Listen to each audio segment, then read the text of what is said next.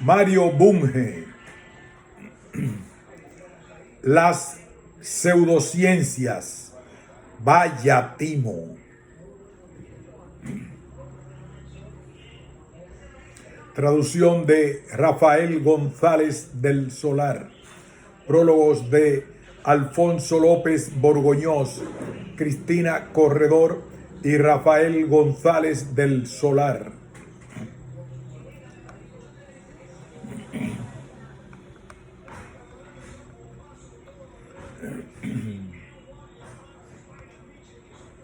Prólogo 1. Bunge y las pseudociencias. Un acercamiento personal. Alfonso López Borgoñós. El universo existe por sí mismo, puede ser explorado y la mejor manera de hacerlo es científicamente. Bunge, 2007. Hace años, quizás 20, conocí a André Gonder Frank, el conocido científico social de origen alemán ya fallecido. En aquella época yo era notablemente influido por la obra de diversos autores relativistas procedentes tanto de la arqueología o la antropología como de la propia filosofía de la ciencia. Durante una cena empecé a expresar a André la dificultad de trabajar con los restos de culturas antiguas, dado que al ser adaptaciones socioculturales, es decir, no biológicas, a diferentes contextos naturales, sociales e históricos, era muy difícil conocer realmente nada de ellas, salvo nuestras propias construcciones del pasado. Le comenté que solo sabíamos de apariencias, no de realidades. Y lo mismo creía que pasaba al estudiar desde una perspectiva antropológica ciertas poblaciones de otras partes del globo terrestre. Nunca hablábamos de ellas, solo de nosotros. Conocer la realidad era imposible, en caso de que existiera. E incluso eso pasaba en ciencias como la biología o la física. Pensaba que el concepto cerdo o gravitación universal eran conceptos o constructos nuestros, frutos de nuestra manera de entender la naturaleza en un momento dado. André no estaba de acuerdo, pero tampoco parecía estuviera especialmente atento a lo que yo decía, hasta que en un momento dado le dije que iba al lavabo. Levantó entonces su vista y más o menos me dijo: la puerta está cerrada. Podrás entrar a través de ese constructo o la abrirás antes de pasar. Sonrió y acabó su frase: si tienes prisa, te recomiendo la segunda opción, pues la primera te provocaría un chichón que tendría muy poco de constructo ideal y mucho de objetivo. Nuestro entorno es conocible y mejorable. Quizás si exista un mundo real de chichones evitables por mí, por los yanomanos o por los antiguos romanos, si uno adopta decisiones racionales en su manera de actuar y de entrar en los lavabos o moverse por un bosque, aunque sea posible que haya siempre algunos chichones inevitables. Llevo muchos, de hecho. Y si también es posible decir cosas sobre los otros del pasado o de otras culturas. De hecho, hay hipótesis o conjeturas acerca de ellos que pueden ser discutibles y mejorables, pero que tienen más elementos de certeza que otras que casi ni siquiera son discutibles, dado que lo que sabemos o que se puede comprobar, como la influencia de los marcianos en la construcción de las pirámides de Egipto. Solo especular sin base sobre lo que no se sabe, sin tener en cuenta lo que sí se conoce, permite seguir justificando ciertos extravíos de la mente muy poco productivos a nivel científico o tecnológico y por tanto social. Entonces, ¿no nos podemos permitir hacer conjeturas? Claro que sí, no podemos evitar hacerlas, pero como Bunge señala, mientras que en las artes o en la ficción todo vale, en la ciencia solo son admisibles las conjeturas razonables, aquellas que se pueden controlar de forma tanto conceptual, compatibilidad con el grueso del conocimiento, como empírica. Y eso es verdad en física y en el estudio de la historia de otros pueblos. Todo el mundo, en todas las épocas, se ha reproducido según su sexo del mismo modo, más o menos divertido. Eso sí es tristemente cultural. Han debido ingerir alimentos y antes de ello han debido proveerse de los mismos, y han dormido, nacido, crecido, enfermado, envejecido, muerto, de forma más o menos igual en lo físico, aunque con variaciones culturales, aunque variados en lo cultural, en lo básico iguales, pero siempre con la posibilidad de establecer hipótesis sobre el funcionamiento de cada cultura de forma razonable. Hasta los relativistas, incluso profesores de filosofía dedicados a ello, prefieren volar antes en aviones que con capas de Superman. Y su tasa de curación con terapias de eficacia comprobada es más elevada que cuando usan otras basadas en supersticiones no validadas de ninguna manera, que algunos de ellos defienden como posibilidad filosófica. Desgraciadamente el SIDA existe y negarlo es un insulto grave para sus víctimas, ya que no ayuda en nada a aumentar el bienestar de los afectados, cosa que la buena ciencia sí consigue. El universo, la realidad, existe de forma independiente a la humanidad y es comprensible, aunque el conocimiento del mismo pueda mejorar o empeorar según la universidad a la que uno vaya. Bunge escribe que el conocimiento objetivo apoyado en pruebas firmes y teoría válida es muy superior a las corazonadas subjetivas, aunque hemos de tener en cuenta que la ciencia no demuestra el realismo ni podría hacerlo, porque toda proposición científica, sea esta dato o hipótesis, se refiere solo a hechos de un tipo particular. La ciencia hace por el realismo algo más que confirmarlo, lo da por supuesto.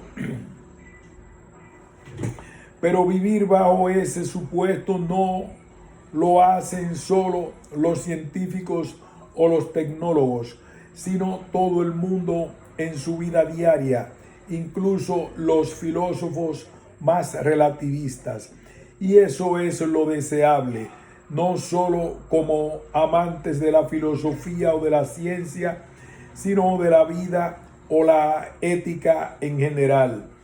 Como hemos comprobado, como estamos comprobando, las actuaciones no basadas en la ciencia, asentadas no sobre la realidad o principios comprobables, sino en filosofías políticas concretas, con objetivos concretos, no siempre explicitados, pueden llevar a desastres internacionales, como confundir una política económica ideológica con la economía, como le pasaba a Marx y le ha sucedido a la economía global en los últimos años. Existe un mundo social y natural que es cognoscible y claramente mejorable y en el que podemos actuar de forma racional, tratando de equivocarnos lo menos posible en nuestras decisiones a través de la experiencia y consiguiendo avances significativos en el campo de la física, la biología, la economía, la arqueología, la ética o el derecho. Si conseguimos que lo que afirmamos esté planteado de la manera más razonable y comprobable posible. Tal vez tuviera razón Einstein al hablar de los axiomas morales como recoge Bunge cuando escribía: los axiomas éticos son fundados y puestos a prueba de manera no muy diferente a los axiomas de la ciencia. La verdad es lo que resiste la prueba de la experiencia. Escepticismo metodológico.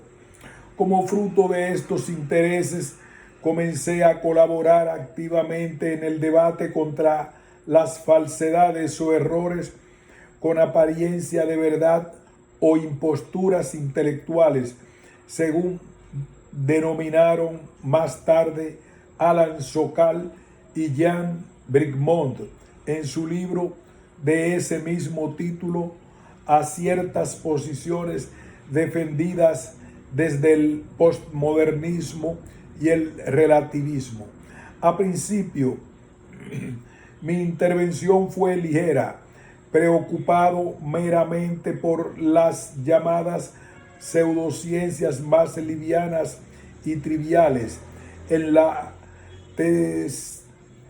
tesitura de tratar de desmontar, por ejemplo, hipótesis sobre astronautas en el mundo maya basadas en datos no comprobables.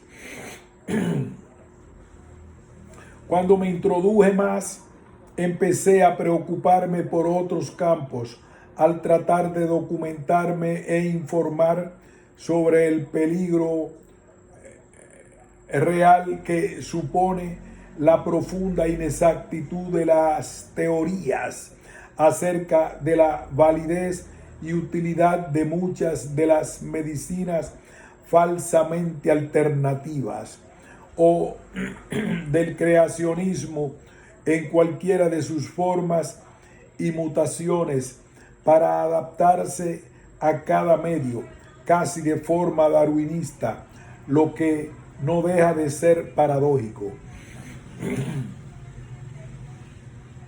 Me embarqué en el llamado movimiento escéptico, que en realidad nada tiene que ver con el escepticismo clásico de Pirrón o sexto empírico, que yo valoraba antes mucho y cuya lectura en su vertiente clásica aún me encanta, ni con sus variantes de la época moderna que negaban la posibilidad de todo conocimiento. El mío era un escepticismo metodológico o científico, de duda metódica pero no sistemática. Como lo define perfectamente Bunge en un texto incluido en este libro, es una posición tanto metodológica como práctica y moral. En efecto, quienes lo adoptan creen que es tonto, imprudente y moralmente erróneo afirmar, practicar o predicar ideas importantes que no hayan sido puestas a prueba o peor, que hayan mostrado de manera concluyente ser totalmente falsas, ineficientes o perjudiciales. Este tipo de escépticos, continúa Bunge, creen todo aquello que haya sido probado o que haya mostrado que goza de respaldo empírico sólido. Descreen de todo aquello que choque con la lógica o con el grueso del conocimiento científico y sus hipótesis filosóficas subyacentes. El suyo es un escepticismo matizado, no un indiscriminado. Los escépticos metodológicos sostienen numerosos principios y sobre todo confían en que los seres humanos harán progresar aún más el conocimiento de la realidad. Su fe es crítica, no ciega. Se trata de la fe del explorador, no de la fe del creyente. No creen en aquello que no está respaldado por pruebas, pero están dispuestos a explorar las ideas nuevas y audaces si encuentran razones para sospechar que puedan tener posibilidades. Tienen la mente abierta, pero no la mente en blanco. Se apresuran a filtrar la basura intelectual, y también quienes ponemos en tela de juicio las creencias en los fantasmas, la reencarnación, la telepatía, la clarividencia, la telequinesia, la rabdomancia, las influencias de los astros, la magia, la brujería, las abducciones por ovnis, la grafología, la cirugía psíquica, la homeopatía, el psicoanálisis y otras por el estilo, nos llamamos a nosotros mismos escépticos. Pero al hacerlo queremos indicar que adoptamos la famosa duda metódica de Descartes. Se trata de una desconfianza inicial respecto de las percepciones, informaciones y pensamientos extraordinarios. No quiere decir que los escépticos cierren sus mentes a los acontecimientos extraños, sino que antes de admitir que tales sucesos son reales, desean que los controle por medio de nuevas experiencias o razonamientos. Los escépticos no aceptan ingenuamente la primera cosa que perciben o piensan. No son crédulos, pero tampoco son neofóbicos. Solo son críticos. Antes de creer, quieren ver pruebas. Mi duda, nuestra duda, no es sobre la posibilidad de conocer, sino sobre las afirmaciones acerca de las cosas que no son comprobables, sobre las pseudociencias. Vamos. Y para la lucha conceptual contra las mismas, la obra de Bunge es maravillosa por su claridad, amenidad, rigor, coherencia y facilidad de lectura, y por atreverse a exponerla con generosidad y sin cortapisas ante cualquier público. Víctima yo aún de autores encumbrados y oscuros Los escritos de Mario Bunge me han aportado siempre valiosas herramientas conceptuales con las que acercarme a los objetos de mi interés, señalando la importancia de establecer una nítida separación entre ciencia y pseudociencia. Para él, negar la necesidad de definir bien lo que es ciencia no es correcto. Como escribió hace años, ante la ausencia de una caracterización explícita y adecuada de la ciencia y de su opuesto, lo que no es ciencia, ciertas teorías y prácticas fraudulentas se pueden colar por las puertas de la ciudadela de la ciencia. Piénsese en la cosmología creacionista, el creacionismo científico, el determinismo genérico, el psicoanálisis o la utilización de las manchas de tinta para el diagnóstico de la personalidad y de la hipnosis para la recuperación de la memoria.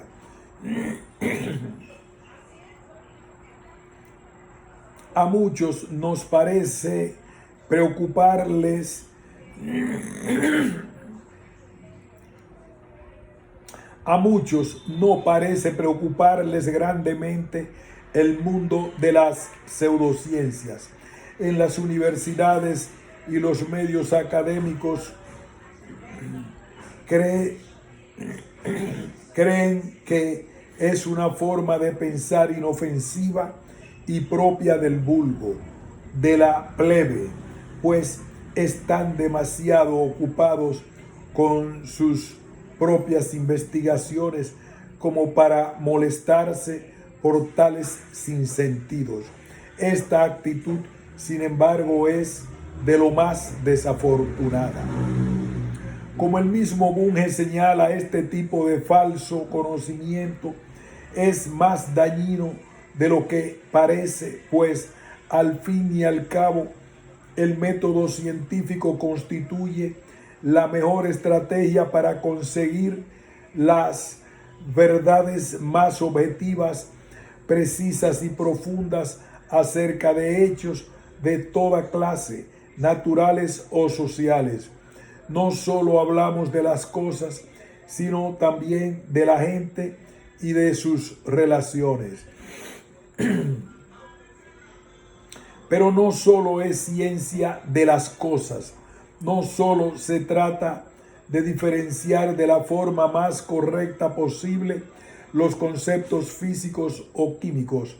Tras la búsqueda del conocimiento sobre nuestro entorno, en Bunge hay una seria reflexión ética acerca de la relación de los seres humanos con la naturaleza y con otras personas.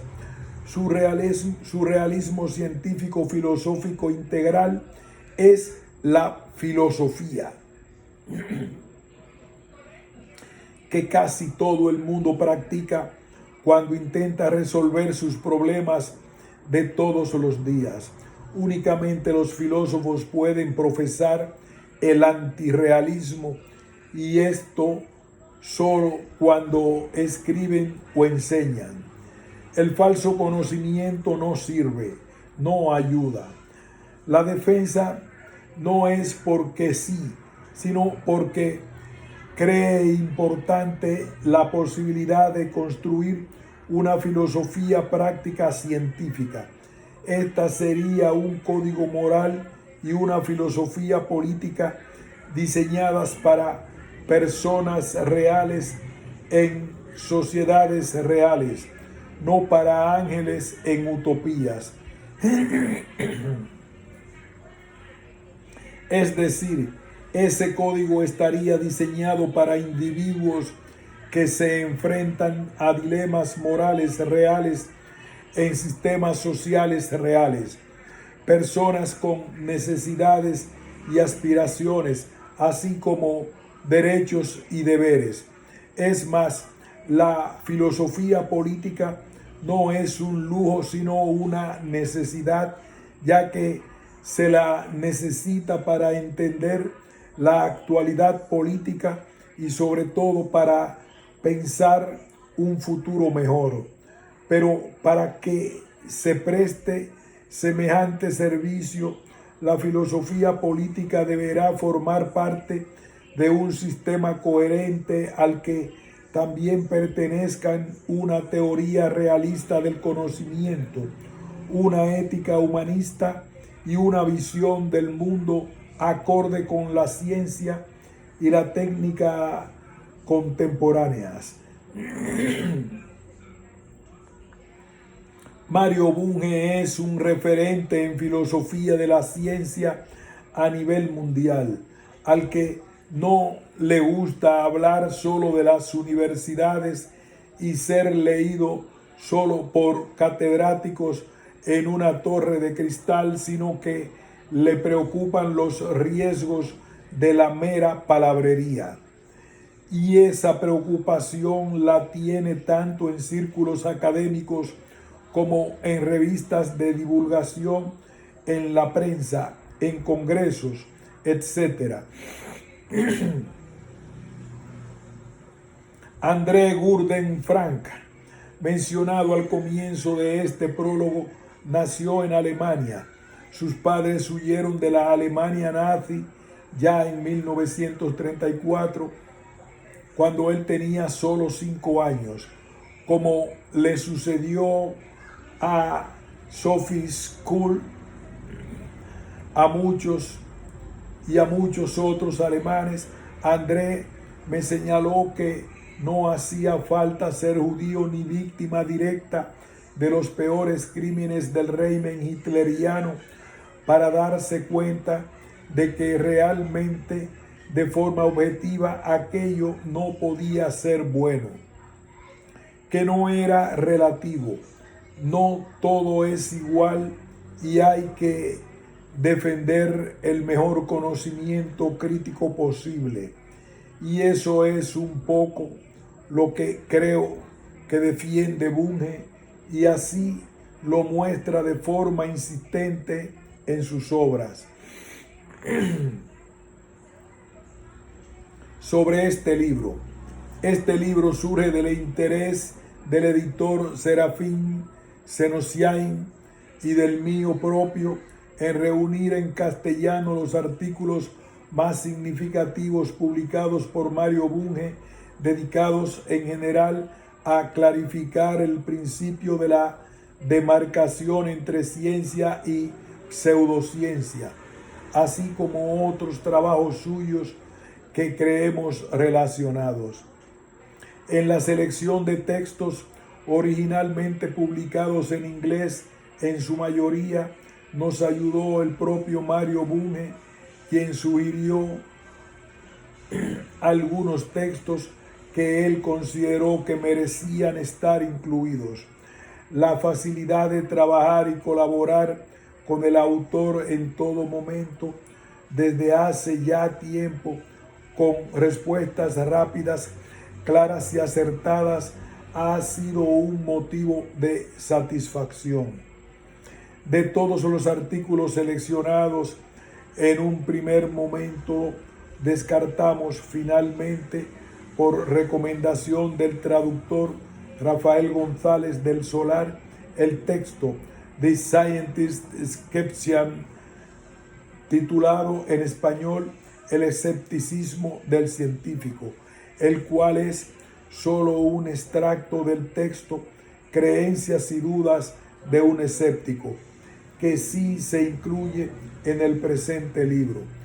El orden de los artículos, por otra de las muchas sugerencias acertadas de Rafael González del Solar, se basa en su organización temática y no cronológica. Para acompañar los textos hemos creído adecuado solicitar otros 2 prólogos al propio Rafael González del Solar, y a la profesora Cristina Corredor, que espero ayuden al lector tanto como a nosotros a acercarse a la figura y obra del filósofo argentino. Prólogo 2. Mario Bunge, reivindicación de la razón y la ciencia, por Cristina Corredor. Cualquier persona familiarizada con el método de la filosofía analítica reconocerá sin duda en los textos del profesor Bunge, compilados con acierto y un criterio temático claro en esta selección, su conformidad con el grado más alto de exigencia de ese método analítico, la precisión y el rigor en la definición de los conceptos y la claridad y explicitud en la formulación de las tesis y la presentación ordenada y sistemática de los argumentos que sostienen cualquier afirmación. Este estilo resulta letal cuando se combina con la rapidísima inteligencia y la brillante ironía con que Bunge detecta y pone en evidencia las debilidades, contradicciones y falta de fundamento científico del conjunto de disciplinas que, con sólidos argumentos, sitúa en el campo de las pseudociencias. La atención, el rigor y el detalle que Bunge pone en su crítica pueden sorprender a quien quizá precipitadamente ya ha situado ese conjunto de disciplinas fuera del ámbito de lo que merece el nombre de conocimiento, especialmente si se tiene en cuenta que la producción académica e investigadora del profesor Bunge, reconocida internacionalmente, incluye más de 50 libros y más de 500 ensayos publicados en algunas de las editoriales y revistas más importantes en las áreas de la física teórica, las ciencias sociales y la filosofía. Pero en sus textos es posible encontrar en ocasiones explícitamente una preocupación ética que parece dar aliento a todo su trabajo. En un ensayo de 1994, Bunge declara: la Ilustración nos dio la mayor parte de los valores básicos de la vida civilizada contemporánea, como la confianza en la razón, la pasión por la libertad investigadora y la igualdad. Por supuesto, la Ilustración no nos dio todo hecho. Por ejemplo, la Ilustración no previó los abusos de la industrialización, erró al no subrayar la necesidad de la paz, exageró el individualismo, ensalzó la competición a expensas de la cooperación, no llegó suficientemente lejos en la forma social y no se preocupó gran cosa por las mujeres o por los pueblos subdesarrollados. Sin embargo, la Ilustración perfeccionó, enalteció y difundió los principales instrumentos conceptuales y morales para avanzar más allá de sí misma.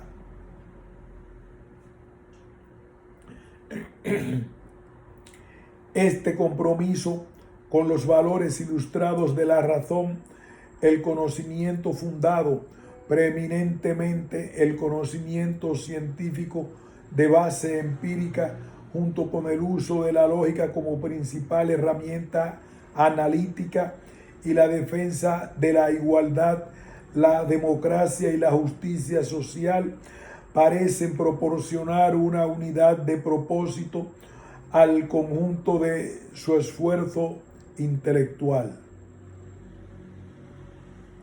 Lo que no es conocimiento. El interés por demarcar la ciencia de la pseudociencia se considera académicamente parte de un interés más amplio por determinar qué creencias están epistémicamente garantizadas. Esta demarcación tiene, además de un interés teórico, consecuencias prácticas importantes para la vida humana y, por tanto, para la toma de decisiones en los ámbitos privado y público, incluida la actividad política.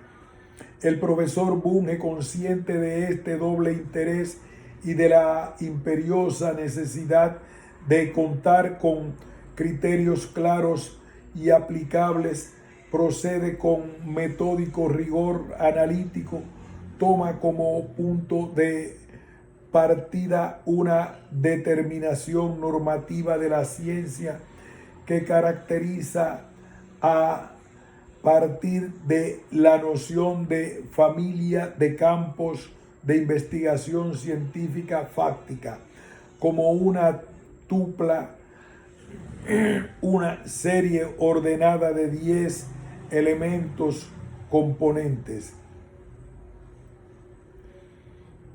Estos incluyen, entre otros, la existencia de una comunidad de investigadores integrada en una sociedad, un dominio de entidades reales, un trasfondo de presupuestos filosóficos, teorías biológico-matemáticas y datos, hipótesis y teorías actualizadas y bien confirmadas que son compatibles con el fondo de conocimiento previo y van unidos a unos métodos de investigación.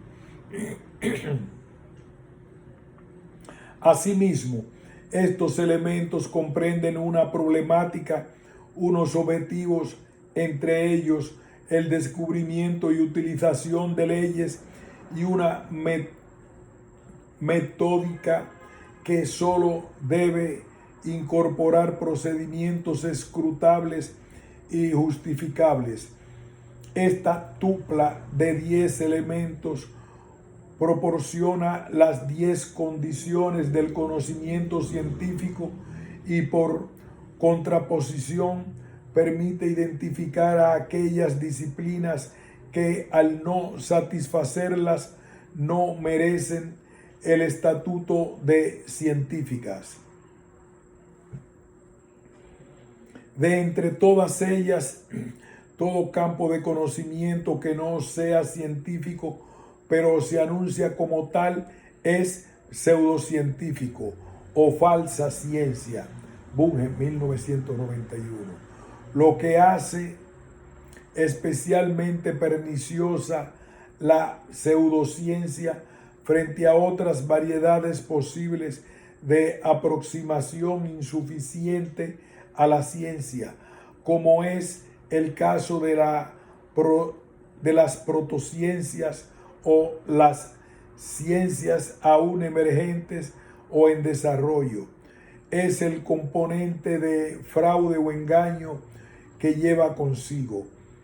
Esto convierte el esfuerzo de Bunge por sacar a la luz sus insuficiencias en un doble compromiso ético con el conocimiento y con la sociedad.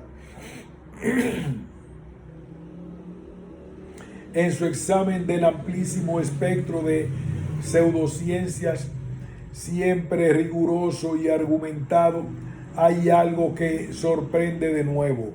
El profesor Bunge no se limita a tomar en consideración aquellas disciplinas que una mayoría social catalogaría como no científicas, como la parapsicología, con todas sus subdisciplinas: telepatía, telequinesia, precognición, percepción extrasensorial, etc. O incluso otras que parecen gozar de cierto reconocimiento o prestigio, como el psicoanálisis. bajo su incisivo análisis crítico, tampoco superan la comprobación de cientificidad algunas disciplinas ampliamente discutidas y difundidas en medios académicos: la sociobiología, la teoría general y la teoría cuántica de la medición, el bayesianismo, las aplicaciones de la teoría de las catástrofes o la teoría de juegos, entre otras. En sus respuestas a los proponentes y defensores de estas teorías, el profesor Bunge pone de manifiesto no solo su profundo conocimiento de las mismas y su rigor argumentativo, sino también una honestidad intelectual que le lleva a aceptar algunas correcciones, como la del filósofo de la ciencia Feyerabend sobre la aceptabilidad de ideas aún no puestas a prueba, o la afirmación del matemático Thom, que no todas las teorías tienen que ser directamente comprobables, así como a reconocer y valorar los méritos científicos de algunos aspectos de las teorías que critica. Criterios de cientificidad. Para poder abordar críticamente estas teorías académicamente reconocidas, el profesor Bunge no solo utiliza sus amplísimos conocimientos de muy distintas ciencias: matemáticas, física, química, biología, psicología fisiológica, sociología científica, etc., con el fin de examinar en profundidad los principales conceptos y tesis que va a criticar, sino que defiende. Además, véase Bunge 1989, que toda investigación necesita desarrollarse a partir de unos principios filosóficos presupuestos que, aun cuando puedan permanecer tácitos, determinan el carácter científico de la investigación. Se constituyen, por tanto, en criterios de cientificidad para toda disciplina que aspire a ser considerada ciencia. Estos principios son el materialismo no reduccionista, la administración de que el mundo está compuesto exclusivamente por cosas concretas, materiales, que se comportan con arreglo a leyes, sin que esto excluya la existencia de propiedades emergentes. El realismo, la admisión de que el mundo existe con independencia de la investigación y de quienes lo investigan, y que puede ser conocido al menos parcial y gradualmente. El racionalismo, que exige la consistencia interna de las ideas y la coherencia lógica entre ellas. El empirismo, la exigencia de que toda idea acerca de cosas reales sea comprobada empíricamente. Y el sistemismo, el presupuesto de que los datos e hipótesis de la ciencia conforman un sistema, lo que lleva consigo la exigencia de que las teorías científicas no entren en conflicto entre sí. Este conjunto de criterios permite al profesor Bunge situarse críticamente frente a otras propuestas precedentes dentro de la misma tradición analítica en filosofía de la ciencia. De entre ellas es imprescindible mencionar la del empirismo lógico de Rudolf Carnap y el Círculo de Viena, y la posterior de Karl Popper. Quizás en este punto, y sin intención de abusar de la paciencia del lector o lectora, tenga interés recordar brevemente las ideas fundamentales propuestas por estos autores, porque pueden permitir entender el carácter de las objeciones del profesor Bunge y su metódico y coherente modo de proceder. El grupo del Círculo de Viena, con el liderazgo intelectual de Carnap, había defendido la idea de que un enunciado científico podía distinguirse de otro metafísico porque el primero era en principio verificable, es decir, existía algún procedimiento que podía permitir declarar lo verdadero o falso. Los empiristas lógicos se vieron obligados después a reformular su propio principio. Véase Hempel, 1950, pues pudieron ver que era al mismo tiempo demasiado fuerte, excluía enunciados que formaban parte de teorías científicas reconocidas, y demasiado débil, permitía declarar verificables enunciados carentes de contenido empírico.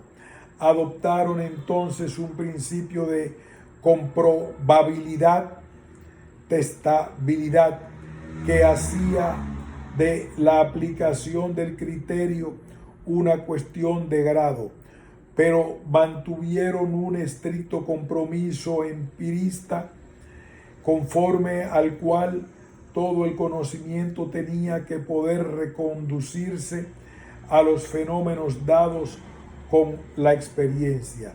El profesor Bunge observa que el propósito de estos filósofos y científicos era establecer la demarcación entre ciencia y metafísica, mientras que él ha defendido que no se trata de ámbitos separados. Como acabamos de ver, él defiende que toda ciencia se sitúa sobre un trasfondo de presupuestos filosóficos. Por ello, su objetivo es más precisamente el de delimitar lo científico de lo que no lo es, teniendo en cuenta estos principios presupuestos y su rigor en la precisión del marco conceptual propio le permite desestimar la propuesta del empirismo lógico por su fenomenismo, contrario por tanto al materialismo, y su antirrealismo, pues no considera necesaria la hipótesis de un mundo real independiente de la experiencia. El mismo conjunto de principios que permite igualmente considerar insuficiente el principio falsacionista de Popper como único criterio de lo que es científico. En un temprano ensayo, Popper propuso el famoso y reconocido principio al que se refiere la crítica del profesor Bunge. Los enunciados o sistemas de enunciados, para ser considerados científicos, han de ser susceptibles de entrar en el conflicto con observaciones posibles o concebibles. Popper, 1962. Algunas objeciones posteriores han obligado a Popper a una revisión de su propio principio, que en su formulación más reciente afirma que un enunciado o una teoría son científico-empíricos si y solo si son falsables, pero esta falsabilidad solo se refiere a la estructura lógica de enunciados y clases de enunciados. Es decir, un enunciado teórico es falsable si y solo si contradice algún enunciado empírico que describe un suceso lógicamente posible que sería lógicamente posible observar. Véase Hanson, 2008. Esta última formulación es un poco más débil que la primera, pero sigue manteniendo un único criterio de demarcación. También en este caso, la crítica del profesor Bunge tiene en cuenta el marco conceptual que defiende y que considera necesario incorporar una multiplicidad de criterios. Observa que la falsabilidad no es un criterio suficiente, pues de ello se seguiría que todas las teorías falsas deberían considerarse científicas. Señala además que la falsabilidad directa no puede exigirse a las teorías más altamente teóricas y generales, y argumenta que la cientificidad exige más que la comprobabilidad. Conclusión: ya he indicado la unidad de propósito que parece guiar el trabajo del profesor Bunge. Dentro de esta defensa de un conjunto de valores heredados de la Ilustración, la ciencia cumple una función que va más allá de permitirnos conocer la verdad y saber cómo es el mundo, aunque este conocimiento haya de ser gradual y parcial, pues una toma de decisiones correcta y la definición de políticas públicas acertadas solo pueden encontrar una base firme en un conocimiento epistémicamente garantizado. Al mismo tiempo, el profesor Bunge muestra cómo la propia investigación empírica y la formulación de teorías requieren una base de presupuestos filosóficos que son a su vez susceptibles de examen crítico y de justificación racional. Véase, por ejemplo, su ensayo La conexión pseudociencia, filosofía, ideología, capítulo 11 de este libro. De ambas observaciones se sigue la importancia de que las ciencias sociales en particular incorporen plenamente el método y criterios de la práctica científica. El conjunto de trabajos que se recogen aquí y cuya traducción consigue magníficamente hacer llegar el estilo del profesor Bunge son una muestra excepcional de precisión y rigor analítico, examen racional de las ideas y claridad en los argumentos y los juicios. El profesor Bunge aúna el conocimiento erudito y el método académico con un estilo brillantemente desenfadado y accesible, y quizá lo más importante, con una preocupación constante por valores sociales y humanos cuya realización exige un conocimiento científicamente fundado, como defiende con convicción. En algún momento de su trabajo, el profesor Bunge ha defendido la necesidad de educar a niños, niñas y jóvenes, desarrollando en ellos un pensamiento crítico y el compromiso con la búsqueda de la verdad. Me atrevo a sugerir que la lectura de los ensayos y contenidos en este libro sea parte de esta formación. Prólogo tercero. Ciencia y pseudociencia.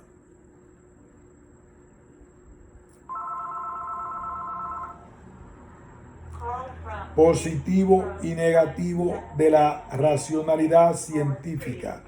Rafael González del Solar. Agradezco al compilador Alfonso López Borgoñós y al editor Serafín Senosiain su invitación a participar en este libro como traductor, pero más les agradezco como lector de la obra del magistral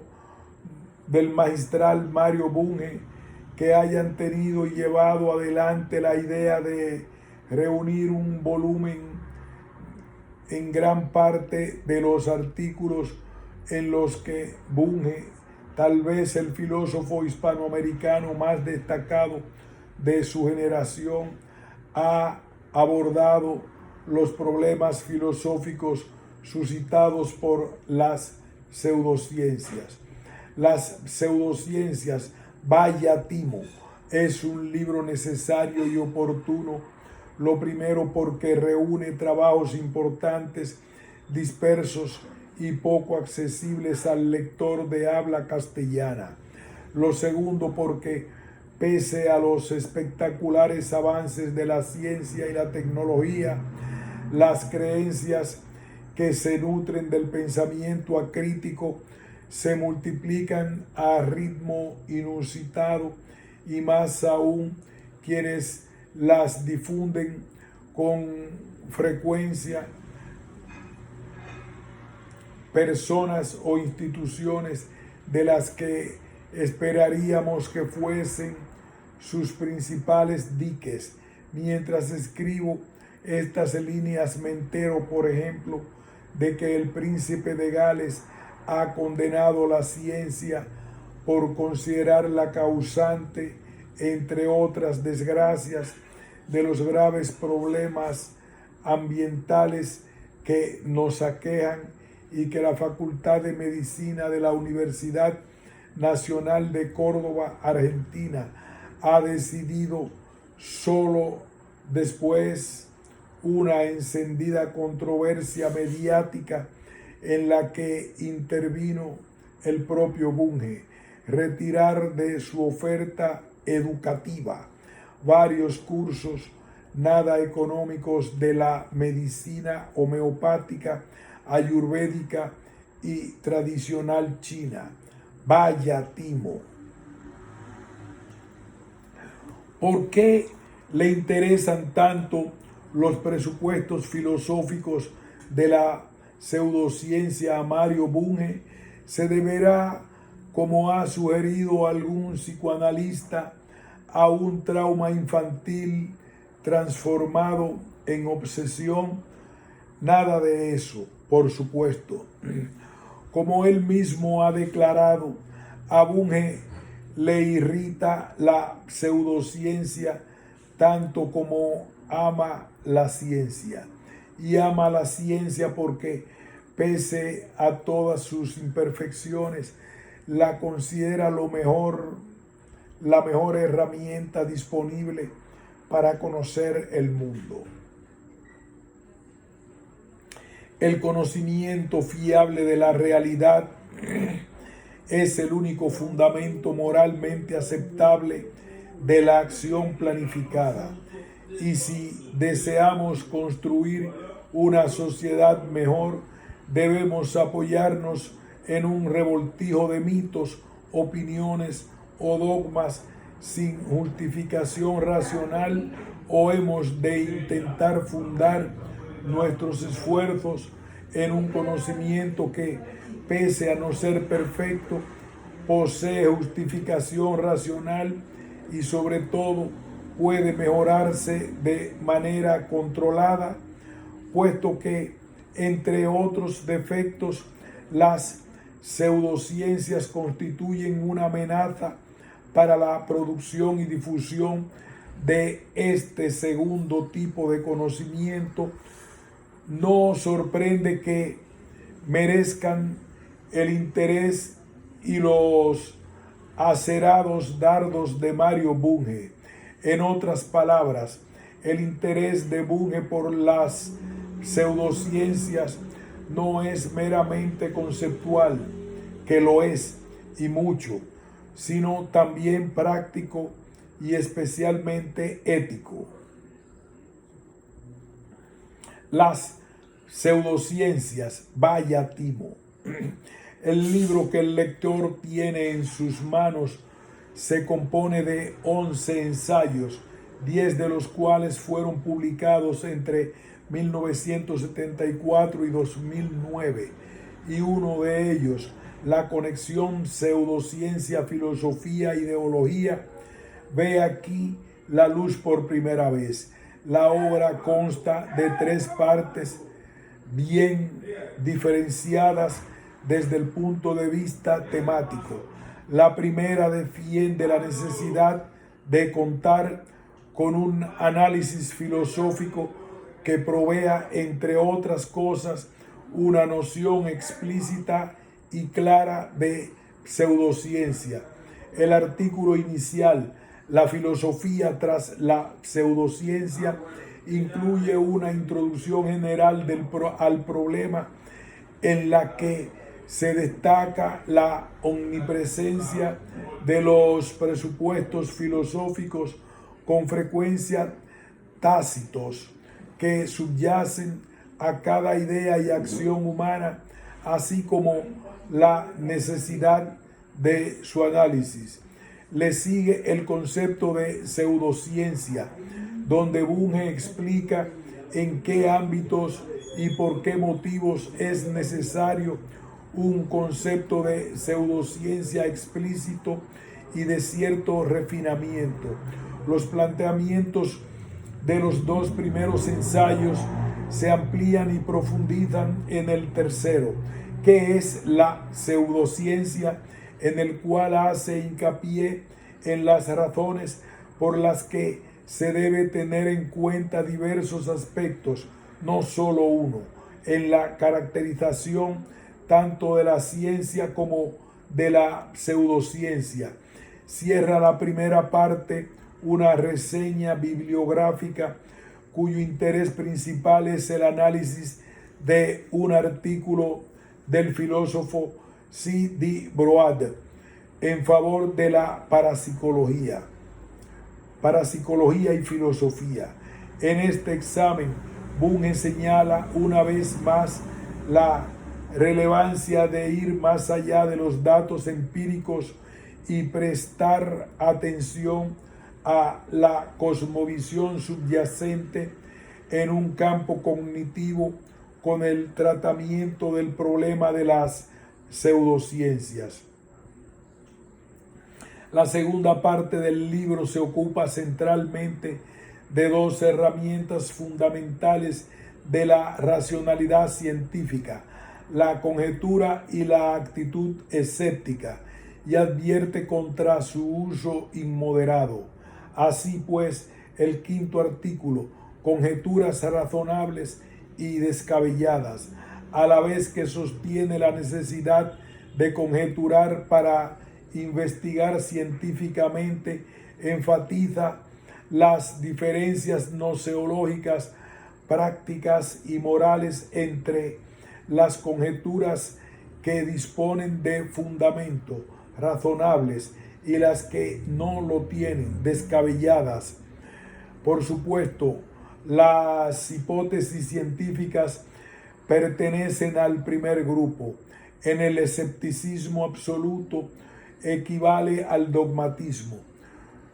Bunge aborda el otro gran tema de la sección, las venturas y desventuras del escepticismo, en particular la necesidad de moderación metodológica para que resulte razonable y por tanto constructivo. Las bondades del escepticismo metodológico o moderado, en contraste con los defectos del escepticismo sistemático o radical, se plantean con más detalle, destacando la importancia del sistemismo en el 7º artículo, creencias y dudas de un escéptico. Cierra esta segunda parte el que tal vez sea el trabajo más potente y abarcador del libro, que es la ciencia.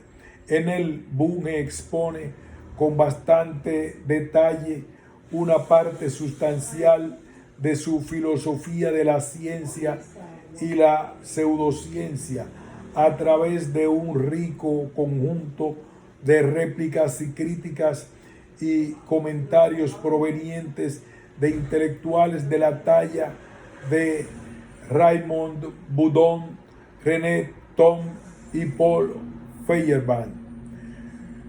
Con cada réplica, Bunge ofrece multitud de ejemplos de creencias, doctrinas y enfoques de investigación que considera pseudocientíficos, desde la parapsicología, el psicoanálisis y la cosmología creacionista hasta el anarquismo gnoseológico y las aplicaciones de la teoría del caos.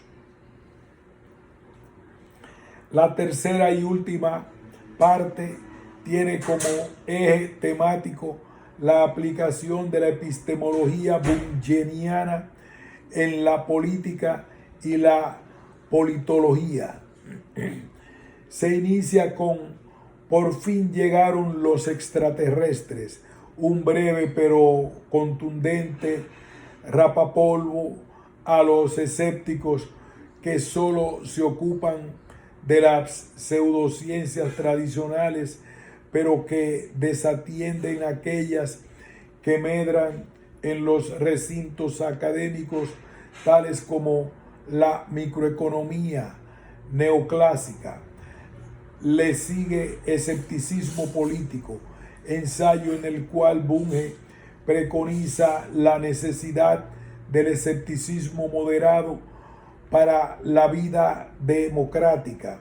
El último artículo, la conexión pseudociencia-filosofía política, expone los vínculos que el título anuncia y ofrece un remate inédito, comprometido, potente e integrador a todo el libro. El problema de la demarcación. Pese a las 3 décadas que median entre el artículo más antiguo y el más reciente, las ideas que el lector encontrará en este volumen, elaboradas con el habitual rigor y presentadas con la envidiable claridad que caracterizan la obra de Mario Bunge, no han perdido su actualidad en lo más mínimo. Antes bien, podría decirse que sucede lo contrario. Además del impresionante desarrollo comercial de algunas pseudotecnologías, también crece la importancia conceptual de las pseudociencias, y no podría ser de otro modo, ya que su relevancia filosófica, en particular la de su caracterización y su crítica, es en cierto modo parásita de la centralidad de la ciencia para la sociedad moderna. En efecto, en la concepción bungeana, tanto la pseudociencia, una falsificación de la ciencia, como la anticiencia, las corrientes de pensamientos que agreden la perspectiva científica del conocimiento, se definen y adquieren relevancia solo por su relación con la propia ciencia, que intentan suplantar o desplazar.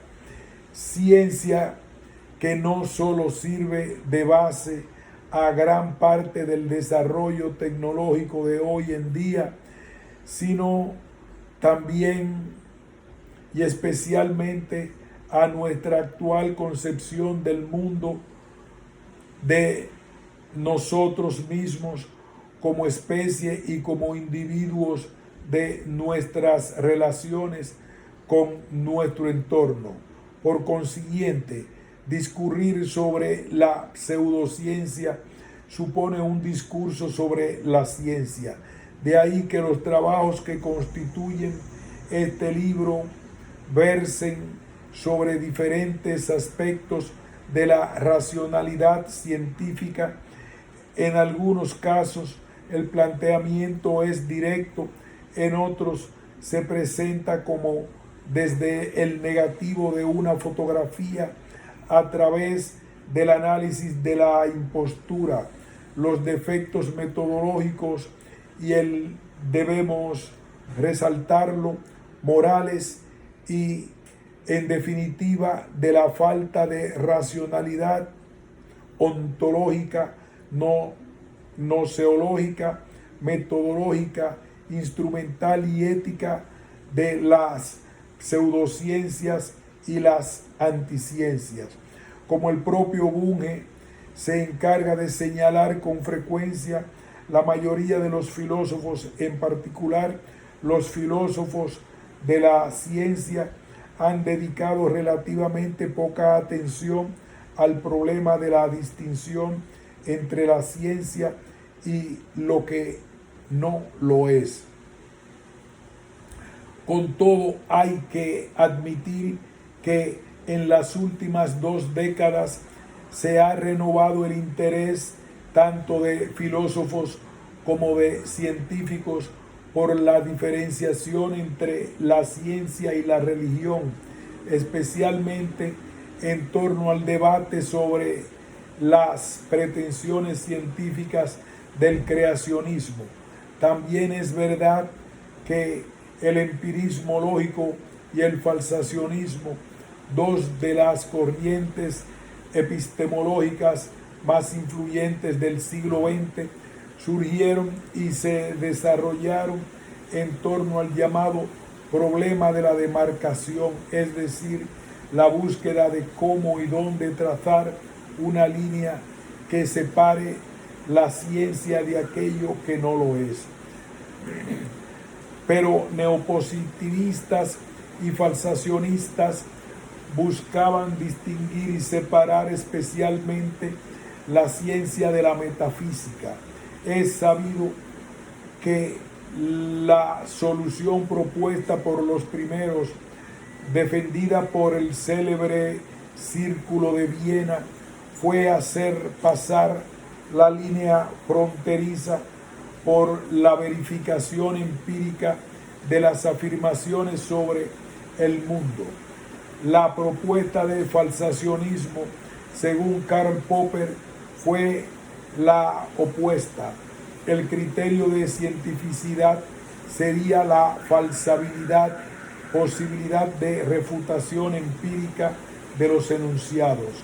Por una parte, si bien Bunge no identifica la ciencia con la metafísica, que sí considera idéntica a la ontología, pone gran empeño en matizar esa distinción y rechaza de plano la separación entre ambos campos de investigación.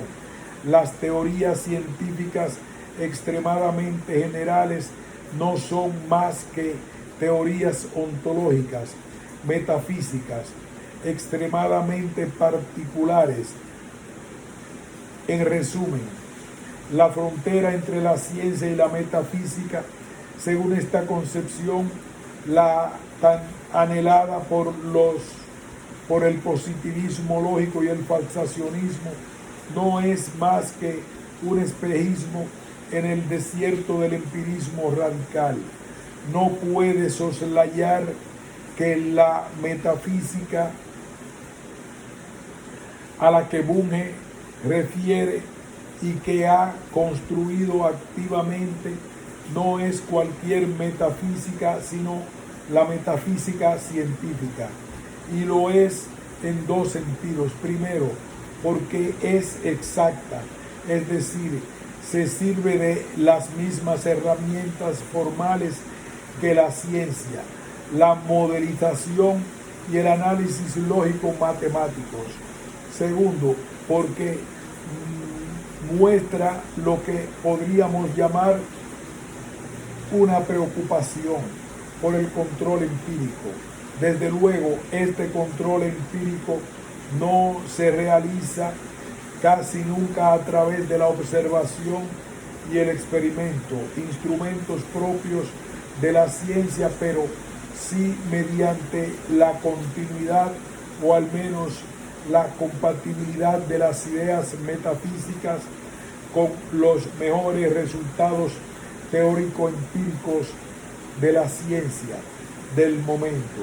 Esta decisión metodológica constituye uno de los rasgos más básicos e importantes de toda la filosofía bungeana, su cientificismo, es decir, el supuesto de que, aunque diste de ser perfecto, el mejor modo de que disponemos para conocer el mundo es la investigación científica. Dicho sea de paso, ese mundo de la oración anterior es para Bunge el mundo real, la realidad, y no solo el de nuestras experiencias sensibles, como supone una buena porción de la epistemología de nuestros días. Por otra parte, la respuesta de Bunge a los criterios de demarcación empirista no es tanto la crítica que hace de ellos como su incorporación a un sistema de criterios de demarcación que, como sugiere nuestro autor, haríamos mejor en llamar signos o indicadores de cientificidad, allí donde los neopositivistas y falsacionistas ponían todo el peso de la tarea demarcatoria en un único criterio. Bunge ofrece una batería de 12 indicadores de cientificidad o pseudocientificidad. Este sistema es consecuencia de su particular concepción de la racionalidad científica o racionalidad total, es decir, ontológica, noseológica, especialmente metodológica y axiológica, práctica y ética. Racionalidad que surge de una perspectiva sistémica tanto del mundo como del modo de conocerlo. En efecto, para nuestro autor, la ciencia sugiere que todo lo que existe es un sistema, o bien un componente de un sistema, o está a punto de pasar a formar parte de un sistema. Y si el universo es un sistema, la mejor manera de abordar su conocimiento tiene que ser por fuerza sistémica.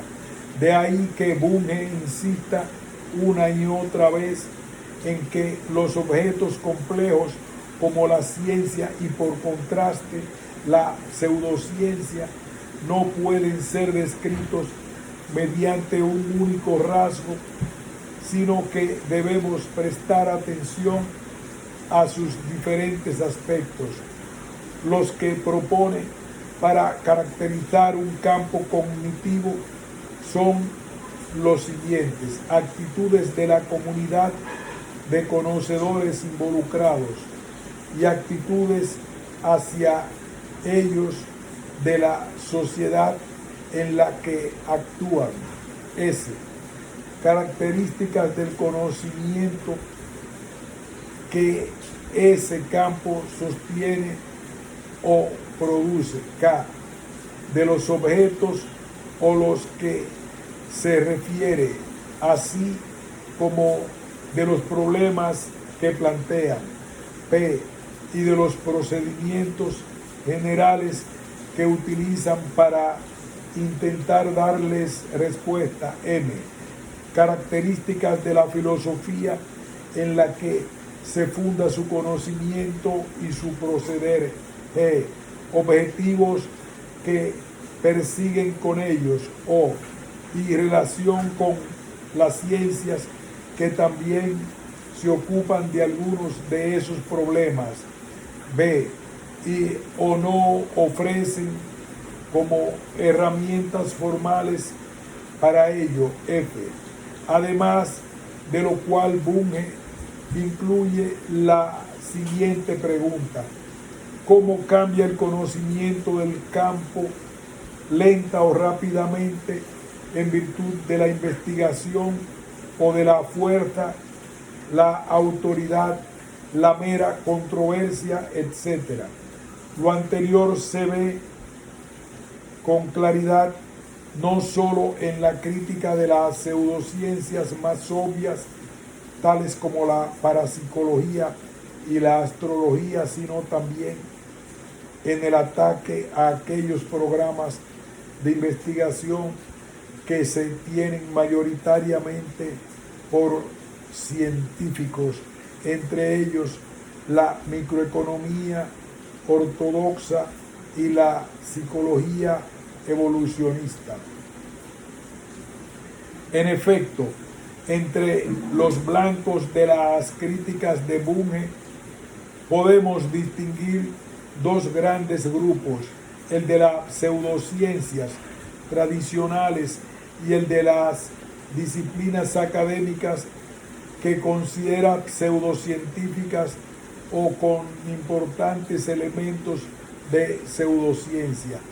Las doctrinas del primer grupo suelen ser consideradas imposturas por la comunidad científica e incluyen campos de creencias como la parapsicología, la astrología y la homeopatía. Violan de manera flagrante algunos de los supuestos filosóficos más caros a la ciencia. El segundo grupo, el de las disciplinas que han conseguido hacerse un lugar en la academia, incluye campos menos sencillos de evaluar que requieren de la participación de los 12 indicadores de cientificidad para ser reconocidos como pseudociencia. Es cierto, algunas de estas disciplinas, entre ellas el psicoanálisis y las ciencias sociales humanísticas, presentan menos dificultades, pero otras, tales como las aplicaciones de la teoría del caos y el tándem biologista, constituido por la sociobiología humana y su progenie, el enfoque del gen egoísta y la psicología evolucionista, resultan especialmente difíciles de juzgar porque parecen formar parte de la inevitable heterogeneidad de enfoques de la ciencia viva. Efectivamente, además de no violar un mínimo de principios filosóficos fundamentales de la ciencia, estos campos utilizan un gran número de técnicas lógicas, matemáticas, estadísticas y empíricas que pertenecen a la panoplia habitual de instrumentos de los que se valen los científicos para hacer investigación. Ello las hace, tal vez, a los ojos de Bunge, más peligrosas. Del mencionado grupo me parece digno de atención el tándem biologista, que goza de gran aceptación popular. En efecto, a diferencia de lo que ocurre con la cosmovisión que subyace a casi todas las pseudociencias tradicionales y la mayoría de los deslices anticientíficos de los científicos, que es predominantemente idealista, los campos de conocimientos biologicistas son decididamente materialistas y en su mayor parte realistas. Si dejamos de lado la interpretación literal del egoísmo de los genes, posición que parece aconsejable en vista de las innumerables advertencias de su inventor Richard Dawkins, de que se trata meramente de una forma de hablar y no de una auténtica atribución de intenciones a los genes, la sociobiología y sus retoños no parecen postular entidades fantasmagóricas tales como los espectros, el superyo o la mano invisible del mercado en equilibrio.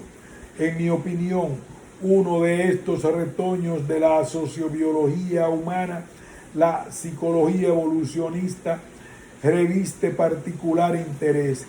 Cabe decir que la psicología de inspiración evolutiva puede verse como todo un campo de investigación bastante heterogéneo que se ocupa de estudiar el comportamiento humano desde la perspectiva evolucionista, Boller 2005, o como un enfoque teórico y metodológico dado dentro del mencionado campo de investigación. La psicología evolucionista, así con mayúscula, vista desde el primer modo, la psicología evolucionista nació con los trabajos del propio Darwin y es hermana de otras ciencias que indagan en el pasado de la conducta del hombre, entre ellas la arqueología cognitiva, vista del segundo modo, es decir, como enfoque teórico particular. Se trata del programa de investigación puesto en marcha por J. H. Barkow, J. Cosmides y L. Tubby, y que hoy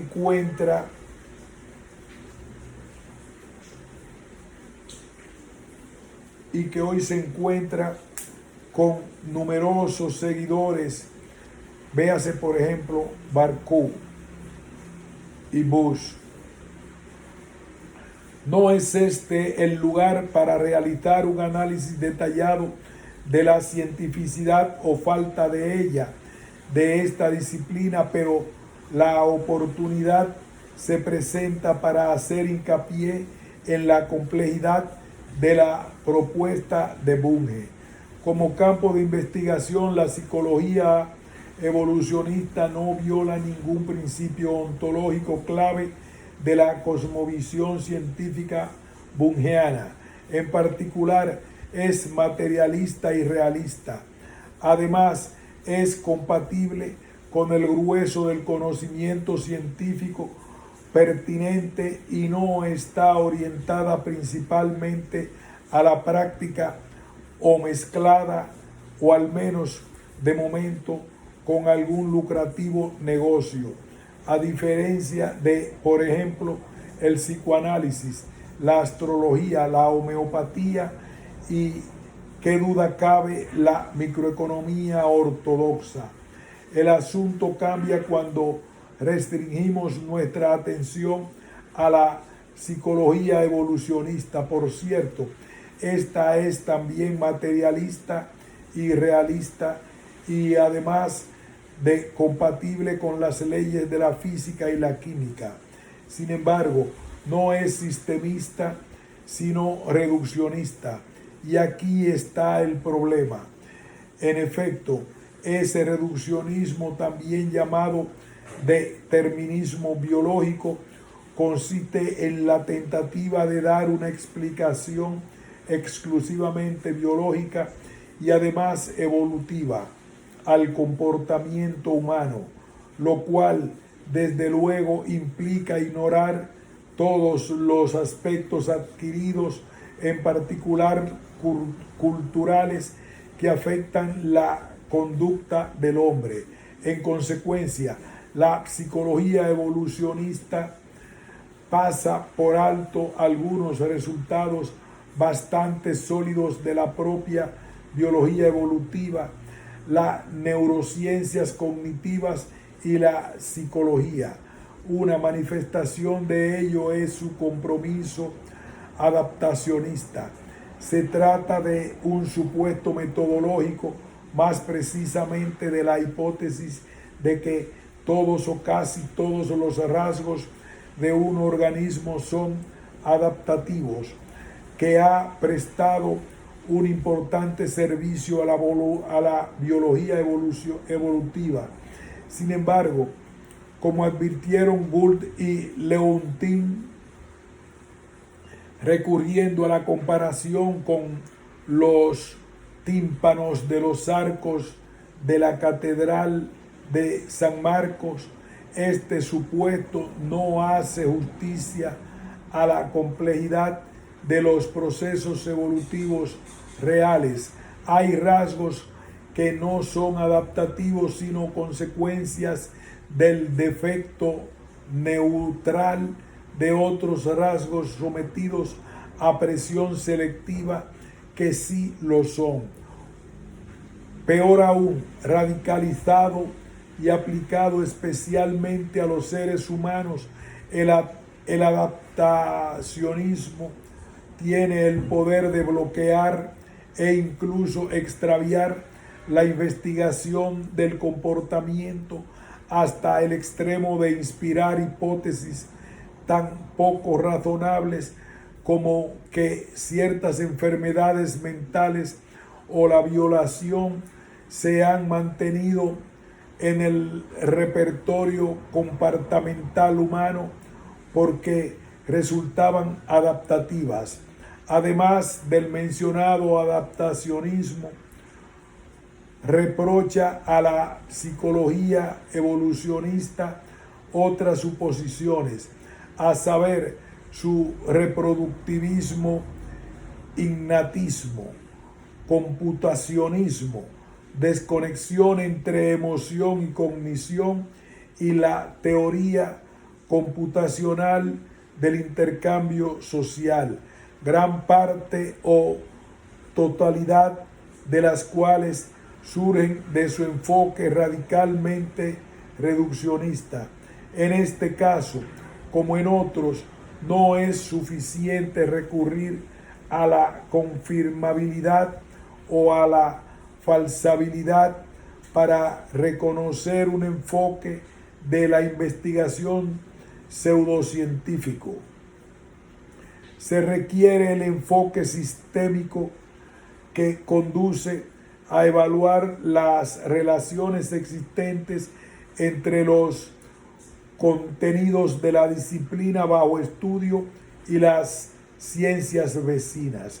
En resumen, en la escuela bungeana, el título de científico no se obtiene fácilmente y el lugar que el problema de la demarcación entre ciencia y pseudociencia ocupa en esta filosofía no solo responde a necesidades metodológicas, sino también a aspectos prácticos y éticos. No basta utilizar herramientas formales o métodos científicos, sino que además es necesario aplicarlo a problemas e hipótesis que no entren en conflicto con la cosmovisión científica ni con el conocimiento científico pertinente. Y una característica necesaria de la ciencia según esta perspectiva es la búsqueda libre de la verdad, elemento clave del ethos de la investigación científica. Si la honradez no la suministra el científico que ofrece sus ideas, la impondrá el aparato crítico de la ciencia. Después de todo, se supone que la ciencia es el ejemplo máximo de la racionalidad ilustrada, y viendo hacia dónde nos conducen las pseudociencias y sus practicantes, nos sentimos inclinados a exclamar con Bunge: ¡viva la ilustración! Fin de este prólogo.